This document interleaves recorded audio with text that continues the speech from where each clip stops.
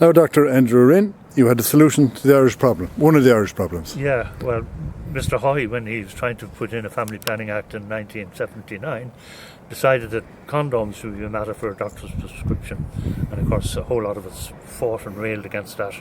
And I went so far as to actually get a £500 fine for selling condoms. And that's how I kind of became associated with sex.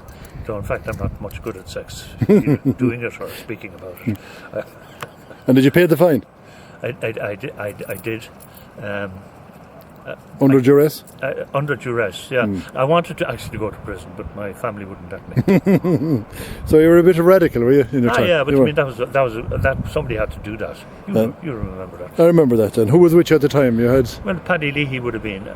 Paddy Leahy was an older GP in Crumlin.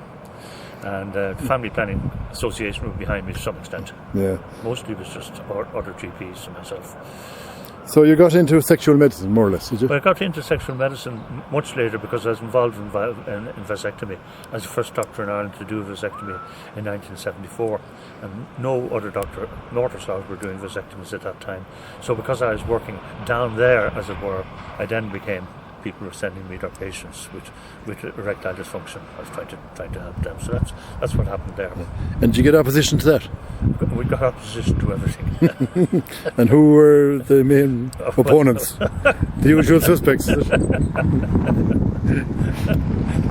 you have? Most of them were dead now. Did you have difficulty with clergy? I did, yeah. At what level? Well, my father was very annoyed with me for doing vasectomies. He went to the parish priest and said, "I think my son should be excommunicated," which would have been a fate worse than death. Since I wasn't going to mass anyway, it didn't really matter. No, but the clergy did need to be put back in their box a bit. I mean, sex is a private thing. I don't think they have any business peeping into the bedroom and telling people what they should be using or not using. And how did your colleagues at the time react to all this? Well, the medical profession is full of very, very conservative people. And a lot of them are dead as well. And there's less of them now. Now that we've more women in the profession, I think we're a bit more liberal. And we ever refer to medical counsel or anything like that by anybody? Well, I suppose we all were. I'm up against the council again now for a complaint by a man who's having a vasectomy. But that I was never up against the council for anything I did in terms of liberalising family planning. Well, that's what I mean. No. And you were a GP basically, were you? When you started out? Yeah. And where are you from? I was a GP trainer. You were a trainer, yeah? Yeah.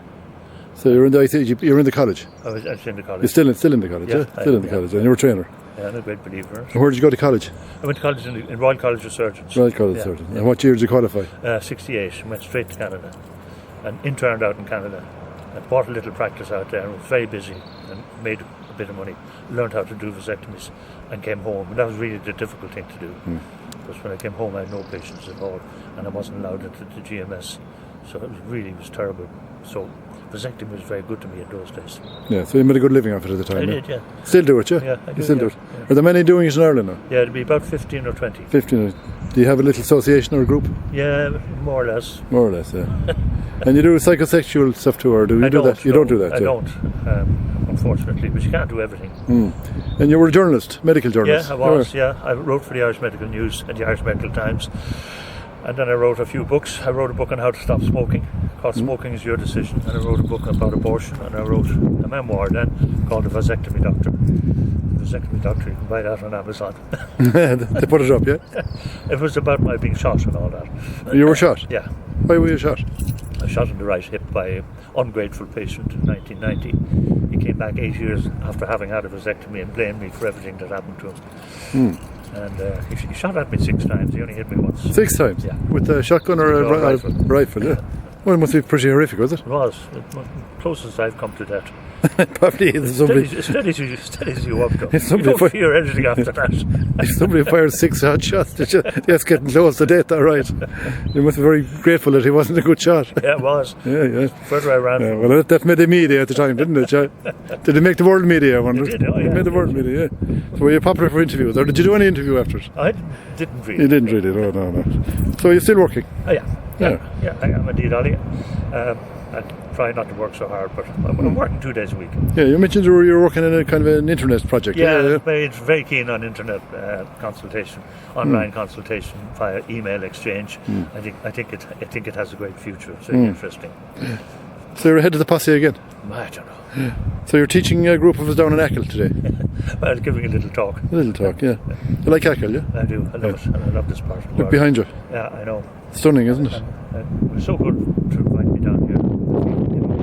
I feel humbled. Well, you taught us and you're a bit of wit as well, so we'll bring you back again. Yeah. Thanks very much. Thank you very much.